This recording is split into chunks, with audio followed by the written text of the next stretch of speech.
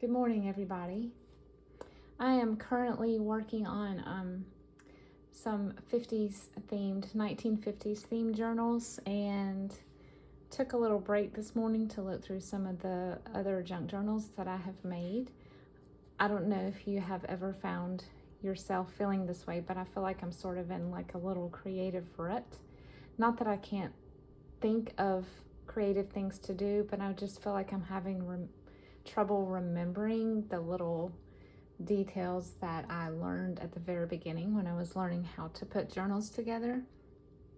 And so I know that there are a lot of good ideas that I gained from watching a lot of YouTubers when I was starting out, and I put those into use in the first 10 or so journals that I made. So I thought while I go through this one, I would just let you go through it with me.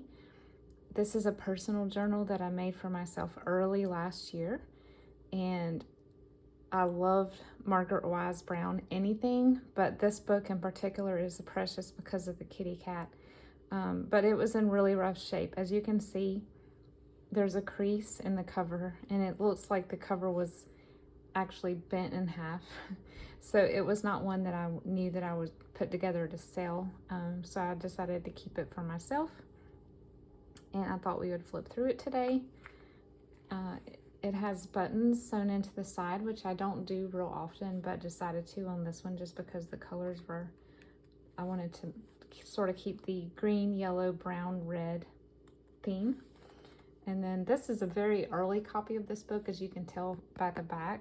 It's in rough shape, like I said again. But because this was my personal journal, it did not matter to me. This is, I believe it's a 2-inch spine, and it's reinforced with new binding. And then I believe I see some washi tape under there, and then some gingham material. I colored and then fussy cut out this little image from the front of another children's book. And this is from a really super cool, I guess it's called block printing or stamped type gift book that I found at a fill a bag sale a couple years ago. And the colors were super earthy, so I put it in this journal.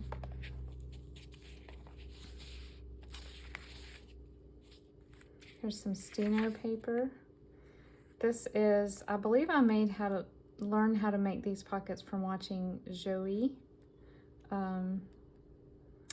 And it's just I guess it's a 1, 2, 3, 4 area pocket. So there's lots of places to tuck things. And then I just inked around the edges with blue and then used butterfly stamps. Most of the paper packs that I used in this journal are from Michael's and Hobby Lobby. I don't know why I don't have a tassel or a string in this one, but this is from Where the Wild Things Are, which was one of my favorite books as a kid.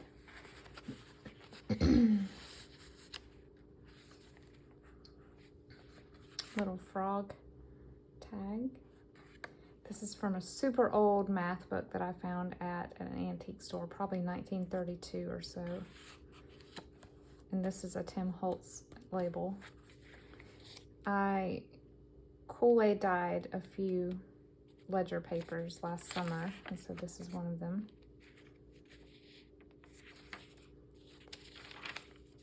This is really fun wide trim that I found, and they make perfect belly bands as they are.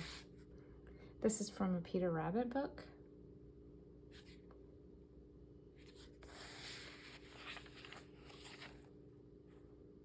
This is from another book about pussy willows that I found, and it was really imaginative because it said that cats actually grew, the little fuzzy things actually turned into cats. So I knew I had to use that image in this book as well. This is a torn book page pocket. A coffee dyed and stamped index card.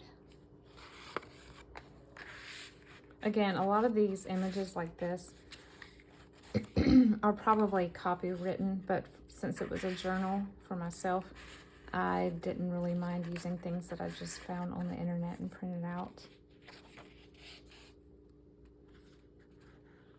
This is wallpaper right here, super textured.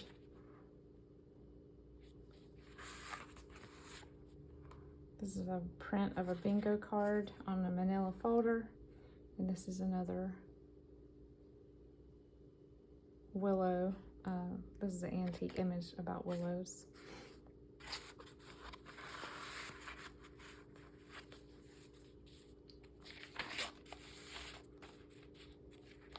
The illustrations are so adorable. This is some parchment paper that I did an acrylic wash, or maybe in watercolor wash over, and it made it super crinkly.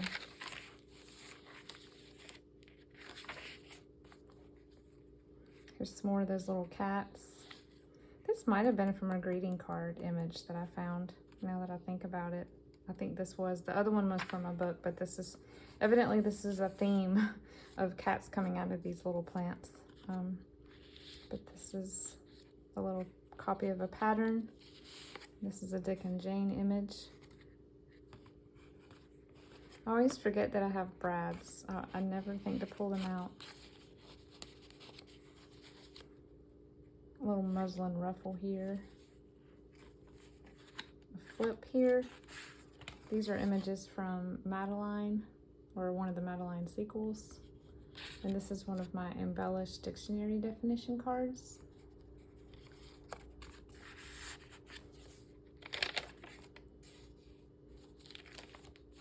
This is vintage wrapping paper. This is from a music textbook. I believe my husband made this pocket for me. One night we just sat down and crafted, and he made some pockets for me. This is from a Richard Scarry book, I believe. Or is it Scary? I'm not really sure how to pronounce it. I've always said Scary, but that may be wrong. This is from a 1950s gardening magazine. And here's some more pictures of cats. I love that there's a cat theme throughout because I'm a cat person. I have a dog as well, but I do love my cats. This is a paint chip pocket, and unfortunately, Valspar has stopped making these. They've switched to just the regular paint chip without the holes, and I'm super sad because these make super fun peekaboo pockets.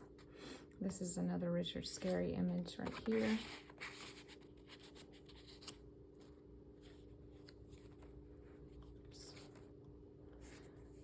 I believe this is from the book, also by Margaret Wise Brown, called The Very Important Book. This is vintage stationery image. I think I found this on Pinterest. Hello Kitty page. This is an ad that I found for a children's theater television production.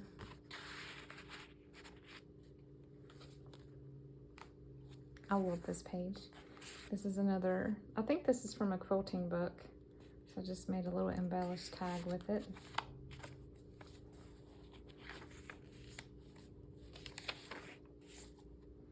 In the middle here, I put some paper butterflies on the strings that are sewing the book together.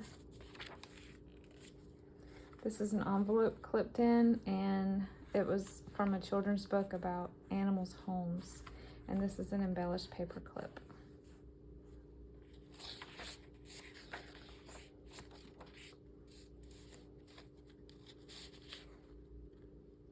This is from a little tiny nursery rhyme book that I found at a yard sale. I've got some eyelash trim, and then a Pinterest image I found of canned peaches.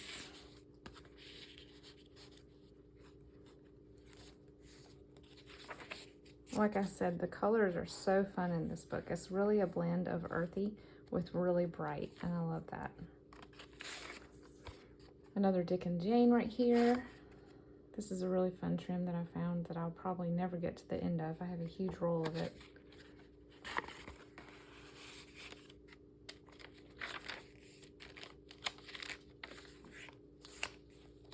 This is an old shower invitation for, I don't know if it's a baby shower or bridal shower. This is a stamped and stenciled tag.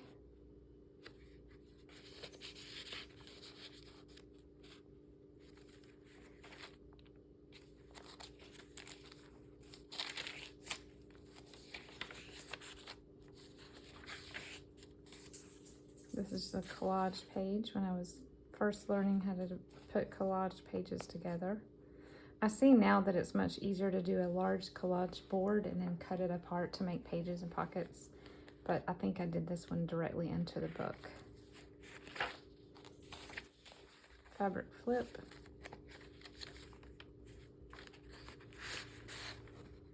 This is from a book about, I think it's called Angus. And it's about a little Scottish Terrier who has a cat that lives in the same house, and it's not too fond of the cat.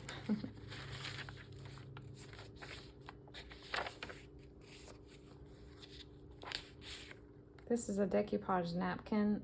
I quickly discovered making these that I really don't enjoy decoupaging with napkins, and it's good that I only bought a couple of packs of them, but I know some people love it and they're really good at it. I felt like it was just a huge disaster. I had glue everywhere and everything was sticking to me, and it made me mad, so I probably won't do much napkin decoupaging. That would be something I would buy off of Etsy that someone else can do much better than me. This is a tuck spot of a little Mount Vernon note sheet. This is again from that block printing book. The images are so pretty. I love them. I hoarded them for a while and I've slowly started to use them. I learned how to make this from Diane at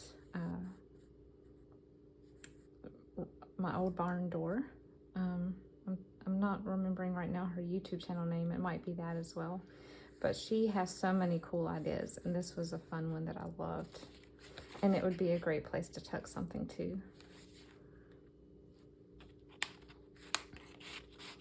This one has the little pearlescent paint dots, which I love, but they do tend to get sticky over time when they're stored in a pocket.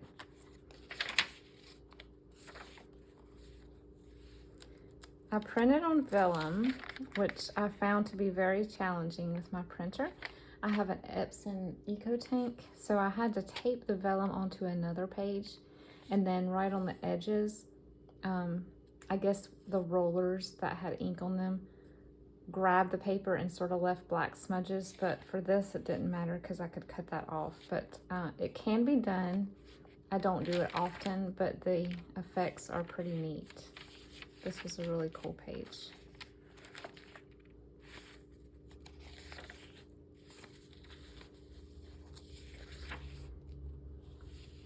Little Puss in Boots page. This is just some very dry paintbrush onto craft paper.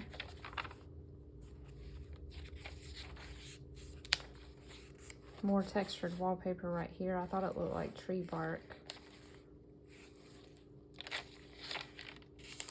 Here's an embellished paper clip holding on a strawberry printed envelope. Strawberry print, like the seeds.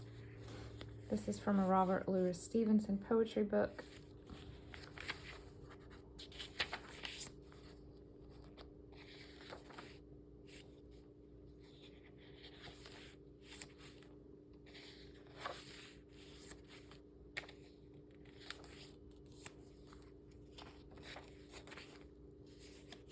Little tuck spot here. Little bee page. So this is reverse stenciling. I have a honeycomb stencil that I used a sponge to fill in the holes, and then once the stencil was covered with paint, I did a negative print onto white cardstock, and it made this design.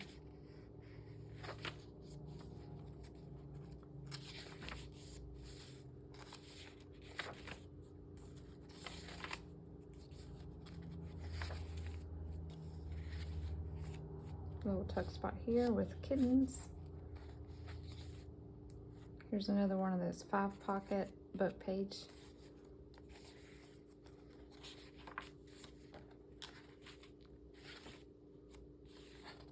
This is a corner pocket here with sewing pattern children.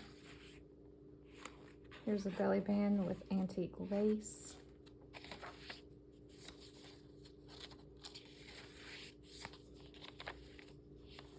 This was just a pocket I made with some, it was from a Funfetti cake box, and then I just sewed on some clear plastic packaging that I had found in a piece of mail as a clear pocket right here.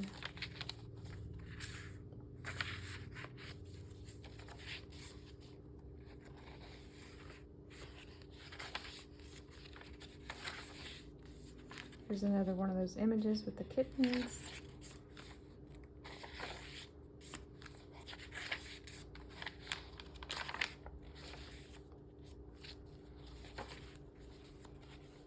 This is the old sheet right here.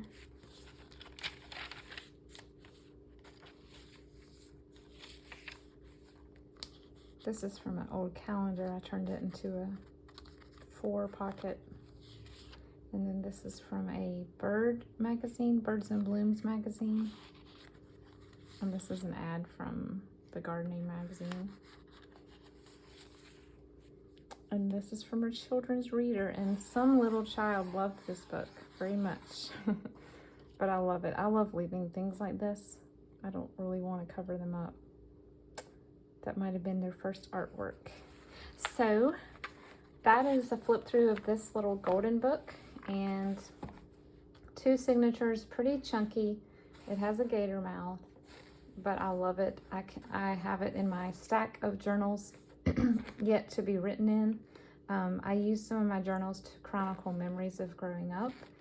I'm about to start on a personal recipe journal for myself, and then the other ones I will probably use as journals for my time and study in the Bible. And so I thought this one would probably be perfect for that, maybe starting in the fall, because the colors are kind of fallish. So I hope this gave you a few ideas of things you can use in your journals. As I went through it, it gave me some inspiration as well. And I hope you guys have a wonderful July 4th holiday and weekend. Talk to you soon.